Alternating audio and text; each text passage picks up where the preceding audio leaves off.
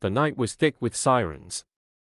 A taxi swerved through empty streets, its headlights flickering, its driver slumped forward.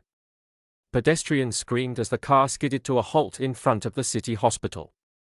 When the doors burst open, doctors rushed out. A man lay motionless across the wheel, his chest barely rising.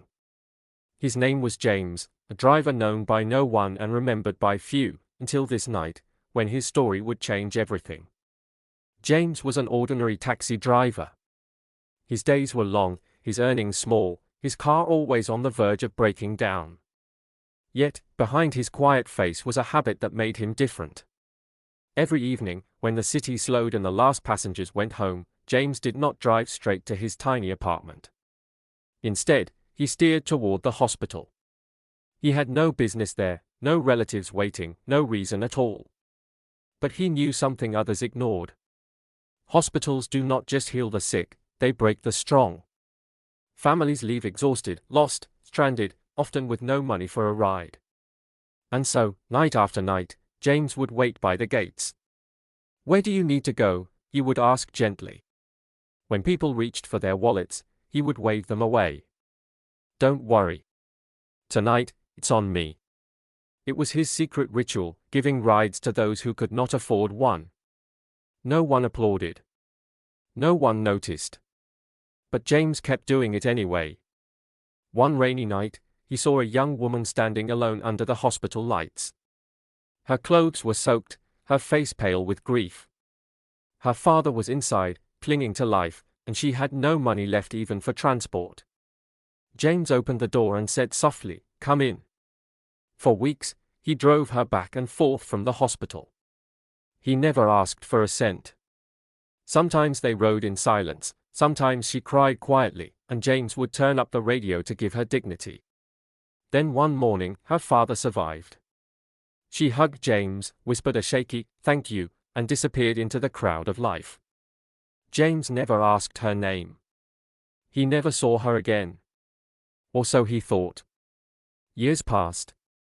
James grew older. His heart grew weaker.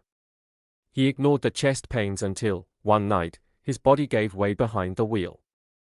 That was the night he was dragged into the hospital, unconscious, gasping, dying. Doctors examined him. The verdict was grim. Without an urgent, expensive heart surgery, James would not survive.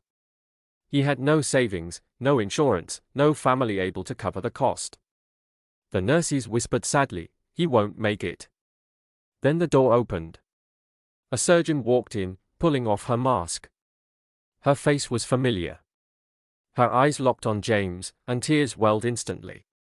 It was her, the young woman from years ago, now older, stronger, carrying the authority of her profession. She rushed to his side. "Prepare him for surgery," she commanded. The staff hesitated. "Doctor, he can't pay." She cut them off sharply. "Then put it on my account. This man once gave me rides when I had nothing. He borrowed me time with my father. Tonight, I will borrow him time with his life." The surgery was long, delicate, dangerous. But as dawn broke, James opened his eyes, weak but alive. He tried to speak, but the surgeon only held his hand. "You don't remember me," she whispered. "But I remember every mile you drove in the rain. You gave me more days with my father. Now you will have more days with your life." James wept. Not because he had been saved, but because he finally understood. Every small act he had given freely had not disappeared. It had circled back, multiplied, and returned at the moment he needed it most.